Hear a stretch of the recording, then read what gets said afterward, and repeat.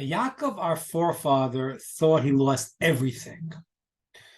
His beloved son, who's the continuation of Yaakov, was gone. And we have in Parshas Vayigash this incredible reunion between Yaakov and his son. He thought he was dead for 22 years, and now they're united. And there's an incredible poignant moment where they connect. And the verse says that Yosef fell onto Yaakov and he was crying on his neck.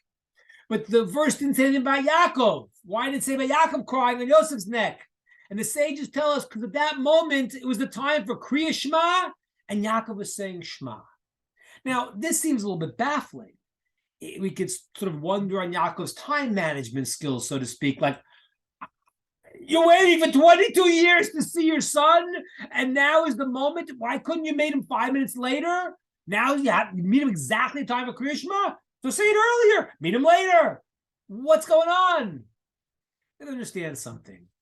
First, the Hasidic Masters tell us an amazingly deep understanding about all our relationships and all of our emotions. A person, a husband and wife, is supposed to feel tremendous love, like in the Song of Songs, as it's described, the relationship of husband and wife in the Shir Hashirim that King Shlomo wrote.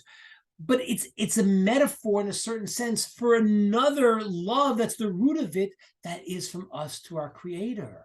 A father-child, a parent-child, all of these relationships, this incredible love is a metaphor and a reflection of the ultimate experience of all of these things on a higher level, the love we have to our source.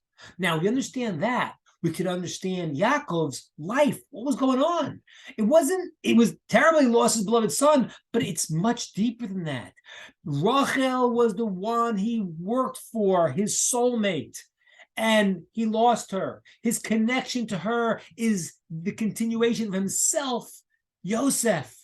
And Yaakov had a tradition that if all of his children succeed and become the Jewish people, he has succeeded. And if not, he will see Gehenna. He will have spiritual repercussions after life. Yaakov understood he had failed in his mission in life. And there's no greater way to understand than the fact that the divine presence had left him. Yaakov, the prophet, Yaakov, he because of his sadness, he had no divine inspiration anymore.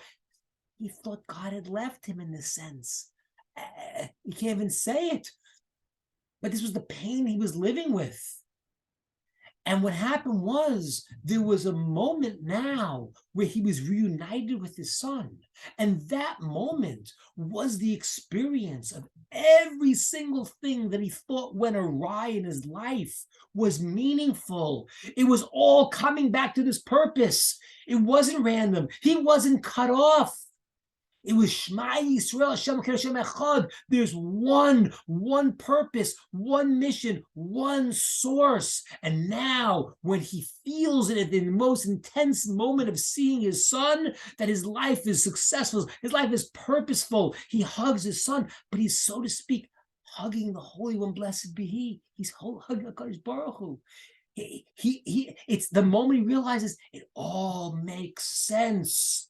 And that is exactly the time for the Shema. It wasn't, yes, maybe it was literally the time for the Shema, but it means is that is the time for the Shema, the time to realize that we are connected eternally to our source, and our lives are purposeful, and all the confusion that he went through in all those years all made sense. And in that moment, he said, I am one with my son, but I am one with my source and everything in this world. And that's when it moves into Parshas Vayechi. As the Zohar said, then he experienced true life, a connection to the eternal, a taste of the world to come, when it all made sense after this moment of seeing God's grand plan. All the best.